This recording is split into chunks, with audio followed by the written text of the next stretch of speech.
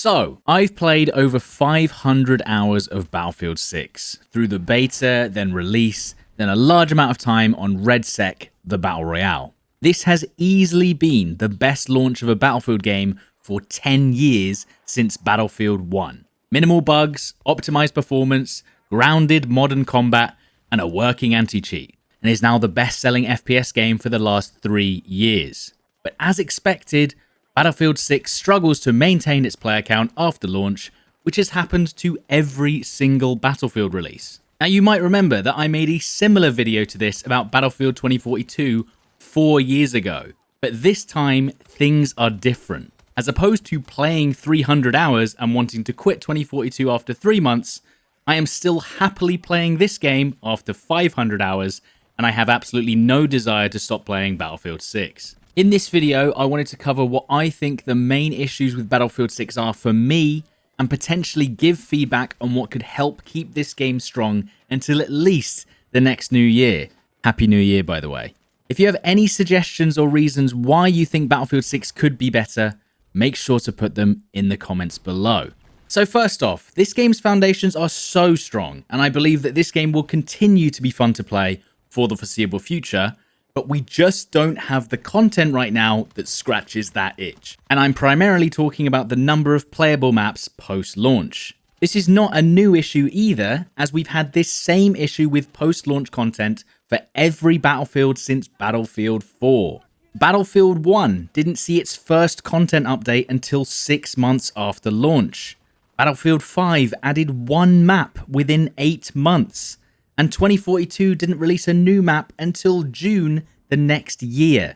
Battlefield 6 at least did release 2 new maps in its first season and the same year, which is a vast improvement over previous games. However, still no large-scale classic Battlefield maps that we expected. One of the major issues with post-launch content and Battlefield is that a precedent was set a long time ago with the older games. And we, of course, are now looking at the live service model that was adopted after Battlefield 1, where content is released free, but at a slower rate. But this is the problem. The gaming world has moved on from the formats of 10 to 15 years ago, and there are now many competing products that offer far greater amounts of content for free, some even with the base game being free itself. The expectation of players is so much higher now, and there is less content than before. It might not even feel fair to ask the devs to release more content, work harder, make more maps. But at the end of the day, it's what a modern gaming audience expects. At launch, there was clearly a heavy focus on close quarters infantry focused gameplay. And whether you like it or not, that was still a decent decision to actively attract the wider audience of gamers to Battlefield. However, looking at the array of maps that are available, there's not a lot of variety in terms of scale. So I do a lot of sniping in BF6, and right now there is 2 maps that I consider long range, which is Operation Firestorm and Mirak Valley. Even Liberation Peak and Blackwell Fields are a stretch to say they're large-scale maps, but you can work with that. But ultimately, there is a clear need for more larger-scale maps that allow for that huge sandbox infantry and vehicle mixture that makes a great Battlefield formula. As far as the leaks and history has shown, it seems like the release schedule will be about 2 maps per season. And it seems like there's still going to be a focus on the smaller scale. And that is clearly not going to satiate the Battlefield audience long term. Now, call me crazy, but Battlefield 6 was made on a very similar engine to Battlefield 2042, if I'm not completely mistaken. And do we not have 4 incredible, tried and tested former Battlefield maps sitting in 2042 Portal right now? Caspian Border, Arica Harbour, Valparaiso, and Noshar Canals that have been built up on this engine to a modern standard. Now, don't get me wrong, I understand that this would take time and developer focus, but would it be insane for me to think that it might be possible to transfer these maps to Battlefield 6 for a speedier release schedule, even though it would be seen as recycled content? I don't know about you, but I personally don't care about recycled content as long as newer content is being developed alongside it. Again, this might be ignorant to believe, and I don't have a major understanding of the development cost, but this might be a potential speedy solution as long as it doesn't massively affect other aspects of the game. I think that a lot of weight was put behind Battlefield REDSEC being a huge success and carrying the game's content until this new year. Now, don't get it twisted. I am fully aware that separate teams work on REDSEC versus content for the base game. However, I believe that the developers saw REDSEC as a direct extension of the base product, and therefore players would simply play both modes and enjoy the additional content. And let's talk about that. Battlefield REDSEC, a large-scale, free-to-play battle royale with an entirely handcrafted new map with vehicle gameplay and full destruction. A game that was built to rival Call of Duty's Warzone with custom loadouts, a respawn system, and most importantly, a robust anti-cheat system that actually seems to work. I've sunk almost 200 hours into the Battle Royale alone, and apart from some minor bugs and annoying balance issues, this game is actually better than my expectations. And I genuinely believe this is the best version of a Battlefield Royale that we could have gotten. And yet, even being completely free to play and mostly cheater free, players are seemingly just not that interested. And the worst part is, I honestly can't think of a way to save this portion of the game. I've seen people say that, oh, if they balanced the vehicles and fixed the bugs and made the servers 60 Hz, then everyone would come back and play. But I don't think that's the reality. First of all, there's the Battlefield community sentiment that they never wanted a Battle Royale, and they believe that it's taking players and resources away from the main game, and they won't even give the game a chance in the first place. One of the major things that I think massively puts players off playing REDSEC, even those that do enjoy the game, is that it's still basically impossible to level weapons and unlock attachments in either the Royale or Gauntlet modes.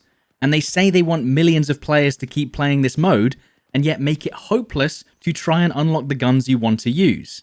I've also seen the suggestion that Arc Raiders is taking a huge portion of players away from REDSEC as they released in the same week. But again, I don't think that's true in the long term. Yes, I think that REDSEC might have had more big-time streamers and content creator exposure playing it longer if Arc Raiders hadn't released at the same time, but ultimately, I think it would still share the same fate. Thirdly, I've heard the suggestion that they should have waited until next year, left it cooking for a few months and allowed the base game to flourish whilst they fixed the minor issues with REDSEC.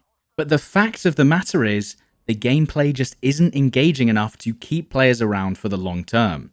Even before the game came out, I was concerned with this exact issue. The only new innovations in Battlefield REDSEC are vehicles and destruction compared to other Battle Royales in the market. The previous titans, PUBG brought Battle Royale mainstream, Fortnite added an entire building system, Apex added team respawns and hero abilities, Warzone added buy stations and custom loadouts. The new additions that REDSEC brings aren't groundbreaking enough to keep people playing the game. They've brought out a Battlefield-style Battle Royale that ticks all the right boxes, but ultimately doesn't innovate enough to get people addicted to the gameplay loop. And that's the saddest part of all of this. I think that they did almost everything right with releasing this Battle Royale, and I just don't know what would actually bring players back. And then there's another major pillar of Battlefield 6, which is Portal. And this is something I had very high hopes for, and still has massive potential for the future of the game. At this moment though, it's basically just an XP farm playground or hardcore tactical one-shot mode that basically entirely changes the core gameplay. This is something that I feel is somehow worse than Battlefield 2042.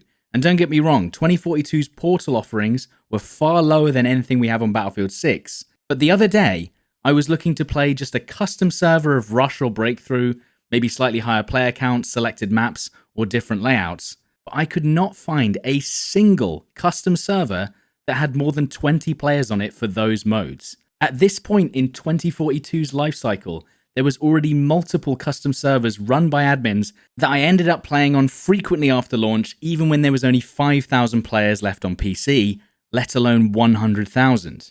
Now there's two potential answers to this issue. Either no one is bothering to maintain a custom server in Portal because it's too annoying, or their Portal search feature is failing to show the servers that are actually playable and full. Both can be correct. Whenever you try and use the Portal search browser, you either end up with completely empty servers or XP farms, no matter what your search parameters are. They need to find a way to highlight custom servers and communities, potentially front and center on the main launch page, not hidden away in the depths of the server browser. The other factor that players don't want to play on these servers is that it doesn't allow them to unlock guns and progression, just like REDSEC. Because of them trying to combat XP farms, they've massively disabled many custom settings within Portal servers that means progression is essentially locked even if you just change simple settings. They need to allow some sort of whitelisting for real communities and allowing active servers that aren't XP farms to be highlighted at the top of the directories or even the main game. Now for the base game. Now moving on to the general gameplay of Battlefield 6. There's definitely some weapons and gadgets that need adjusting. I honestly feel like the gunplay and movement mechanics are in a decent spot for the general player base, although I do feel like headshots are basically unnecessary for anything other than revolvers and snipers. But some of the individual weapons are becoming a little too strong at this point. We have the SCW, SG, and NVO all performing 3-shot kills at close range and are still pretty strong over range anyway. The SCW being a potential 150 millisecond time to kill, which is faster than human reaction time and without headshots. There's definitely a world where they could improve headshot damage and potentially change damage models on limbs and body to slow down the overall TTK. However, this would require an entire overhaul of the gun damage system, and we all know how that would go down from historic updates. But some individual adjustments to certain guns certainly wouldn't go amiss. Next up, some quickfire gadget changes that need some attention. Claymores are still too hard to see, and frankly, should they even one-shot in their current state? Plus, for some reason, if you shoot them from a distance, they still hit you over 30 meters away. Realistic, yes, but fun, not really. Incendiary grenades are starting to get infuriating. Their visible radius doesn't actually reflect the range at which they hit you, and I'm often dying through walls to them when I can't even see them. The assault grenade launcher is slowly starting to become a complete crutch at close range, and that's from someone who abuses this for over 200 hours. The grenades need an arming distance just like reality, so you can't just shoot the grenade into the floor and instantly win any 1v1. And for goodness sake, make the adrenaline syringe on assault actually do anything. It's completely pointless and takes too long to use in any situation. Maybe the syringe should eliminate suppression so that you can get natural health regen even whilst under fire. And finally, can all the pistols other than revolvers actually be worth using? Thank you. Now moving on to topics that are more close to my heart than other players, and that would be breakthrough and rush layouts and balance. We covered this topic 4 months ago during the beta, and honestly, things still haven't changed enough. It used to be that some maps were impossible to win on attack in breakthrough, specifically Liberation Peak and Mirak Valley. And people made it clear that the layouts of these maps clearly needed some work, but instead, they simply added vehicles to the attacking team until the problem fixed itself. Yes, they increased the size of the capture areas that helped, but now on some maps, there's 3 vehicles on one team that easily just roll through the defending team. A prime example of this is Liberation Peak on Rush. There is only 16 players per team, and the attacking side gets 3 tanks at one point. And then on the other hand, Manhattan Bridge on attack on both Breakthrough and Rush is still near impossible on the first sector, due to the defending team having multiple line of sight directly into the spawn of the attacking team. Rush and Breakthrough definitely need some love and kind of feels like a random limited time mode as opposed to a major flagship mode. Anyway, in conclusion, Battlefield 6 is still an extremely fun game that just lacks post-launch content and needs some adjustments here and there. Unlocking guns seems to be the bane of both REDSEC and the base game and causes issues in almost all facets of the game. Unfortunately, even against my own wishes, the focus needs to be on the base multiplayer content because that's where the players are, and maybe resources need to be shifted away from REDSEC to make that reality happen. Sadly, I don't see a world where REDSEC somehow rises from the ashes and becomes this massive, groundbreaking, popular experience without almost a complete overhaul with entirely new mechanics and innovations, and that would take a huge amount of time and resources. Portal and its server browser need to be better integrated into the game, highlighting active community servers and whitelisting servers, giving them full XP and maybe even 60 Hz. At this point, just let people pay for better servers and highlighted servers. Lastly, what are your thoughts on the game at this point? What would you change to make it better? And is there any major issues that I might have missed? Please let me know down in the comments. But if you've agreed with anything I've mentioned in this video, give it a like or a dislike and explain why. I really want this game to succeed, and I'll continue to play it even with its current issues. I appreciate all the support in 2025, and I hope 2026 brings positive change for everyone. Thanks for watching, and I'll see you in the next one. Cheers.